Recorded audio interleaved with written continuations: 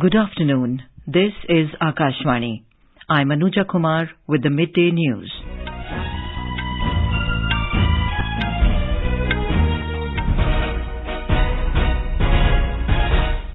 The headlines. External Affairs Minister Dr. S. Jaishankar says normal relations not possible with Pakistan until they shun the policy of cross-border terrorism. Philippines ratifies updated air services agreement with India during 5th Joint Commission on Bilateral Cooperation in New Delhi. Southwest monsoon likely to cover remaining parts of country during next 2 days. First batch of pilgrims arrives at Amarnath Yatri Niwas base camp in Jammu. Yatra to commence from Saturday. Eid-ul-Azha being celebrated with religious fervour and gaiety across the country.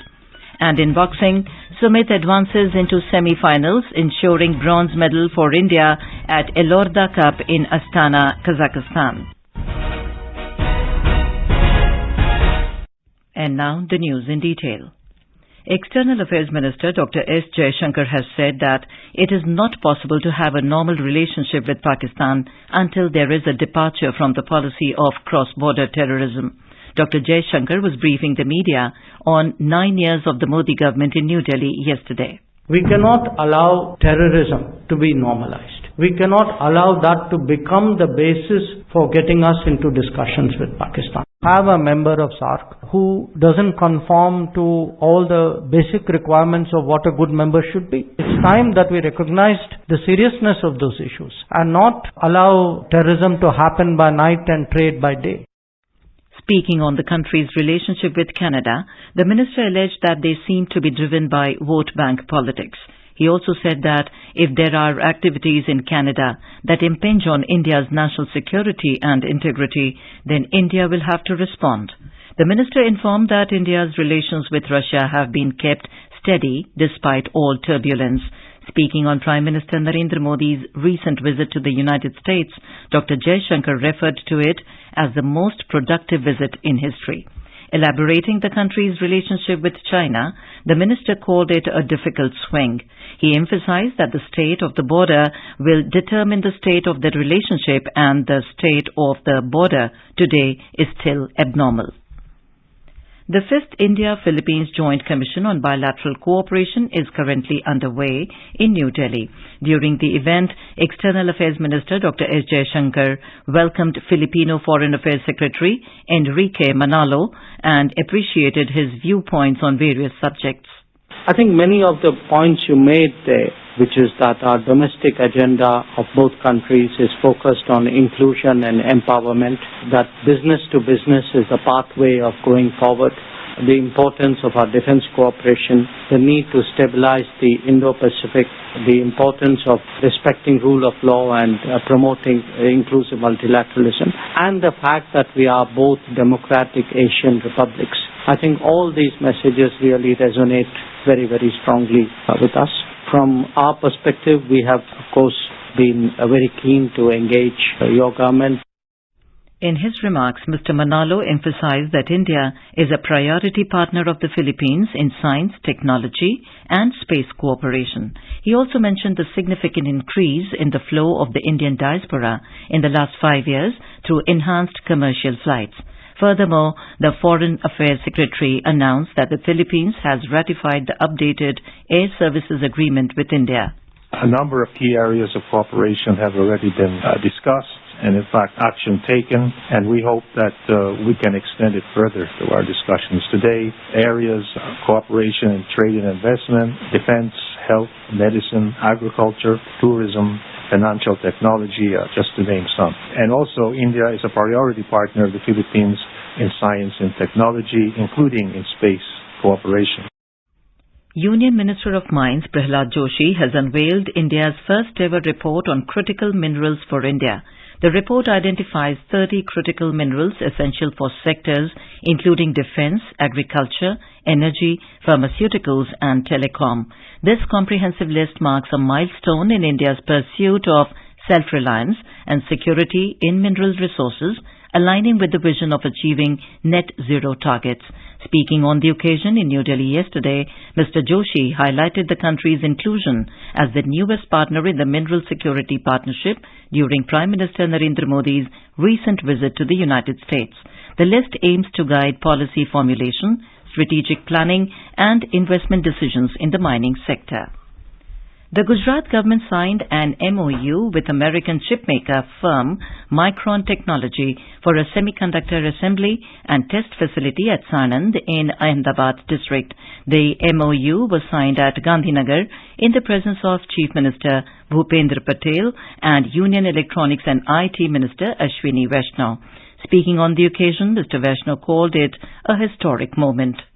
Semiconductor chip manufacturing unit का MOU Gujarat में sign हुआ micron technology, जिसके साथ अभी 22 तारीख को America में agreement हुआ था। माननीय प्रधानमंत्री श्री नरेंद्र मोदी जी के यूएस प्रवास के दौरान विद इन 6 डेज आगे बढ़ के नेक्स्ट स्टेप लैंड एलोकेशन और प्रोजेक्ट अप्रूवल लेटर गुजरात सरकार की तरफ से दिया गया। बहुत ही ऐतिहासिक क्षण है ये। सेमीकंडक्टर कितनी महत्वपूर्ण आज की दुनिया में है, जिससे बहुत सारी चीजों में इसका उपयोग होता है, चाहे टीवी की स्क्रीन हो, कंप्यूटर हो, चाहे मोबाइल फोन हो, चाहे ट्रेन हो, चाहे कार हो, चाहे एरोप्लेन बनानी हो। The semiconductor assembly and test plant is expected to create 5,000 direct employment opportunities in the state. According to the official release, Phase 1 of the plant will become operational by the end of 2024. Union Health Minister Dr. Mansukh Mandviya presided over the 42nd Foundation Day of the National Board of Examinations in Medical Sciences. Dr. Mandviya also launched 9 initiatives, including 11 new fellowship courses in medicine, and awarded the healthcare experts in various categories. Speaking on the occasion in New Delhi yesterday, he emphasized that this growth will provide greater opportunities for medical students and will contribute to India's healthcare system and the availability of expert doctors. This is Akashvani giving you the news. For quick news updates round the clock, follow us on our Twitter handle at AIR News Alerts. Prime Minister Narendra Modi will participate in the valedictory ceremony of the centenary celebrations of Delhi University tomorrow. The Prime Minister will also address the gathering on the occasion. During the program, he will lay the foundation stone of the Delhi University Computer Centre and the building of the Faculty of Technology and the academic block, which will be built in the North Campus of the university. The University of Delhi was established on 1st of May 1922. In the last 100 years, the university has grown and expanded immensely and now has 86 departments and 90 colleges. Over 6 lakh students have passed out from the university so far. Senior BJP leader and Union Home Minister Amit Shah will address a public meeting in Lakhisarai in Bihar in a short while from now. The Hunkar rally at Gandhi Maidan is the first public meeting of Mr. Shah after the recent joint gathering of 15 political parties, a front constituted against the BJP for 2024 Lok Sabha elections. The meeting is being organized under Munger Lok Sabha constituency. Mr. Shah will perform puja at famous temple of Lord Shiva, the Ashok Dham. He will also hold a contact program with trustees of Ashok Dham temple management under the ongoing party's drive Sampark Se Samarthan Abhiyan. The senior BJP leader will also address party workers of Munger, Jammu and Begusarai Lok Sabha constituency separately in the BJP district office at Lakhisarai for the preparation of the upcoming Lok Sabha elections. The India Meteorological Department, or IMD, has said that the southwest monsoon is likely to advance into remaining parts of the country during the next 2 days. It said the active monsoon conditions are likely to continue over northwest during next 2 days and along west coast during the next 3 days. IMD has predicted heavy to extremely heavy rainfall over Himachal Pradesh, Haryana, Konkan and Gujarat today. The Met Department has issued a yellow alert for Mumbai, indicating heavy rainfall at isolated places. It has issued an orange alert for Thane, Palghar and Raigad, indicating heavy to very heavy rainfall at isolated places. More from our correspondent. Mumbai received around 148 mm of rainfall in 24 hours till Thursday morning. According to Mumbai's civic body, Mumbai Municipal Corporation, 2 people died in Goregaon due to tree fall. There were 26 incidents of tree fall, 15 incidents of short circuits, and 5 incidents of collapse or partial collapse of houses. The traffic flow was affected in several areas of Mumbai due to waterlogging. Mumbai's civic body has decided to impose a 10% water cut from July 1 due to delayed monsoon in the city. Madhuri Pange with C. Pratna, Akashvani News, Mumbai. Heavy rain slashed parts of Delhi NCR early morning today, bringing down the minimum temperature to 27 degrees Celsius. Some parts of the national capital also witnessed waterlogging. The weather department predicted light rainfall or thunder showers for the next 2 days in the national capital. The monsoon arrived in the national capital on Sunday, 2 days before its scheduled onset, bringing respite from the scorching heat.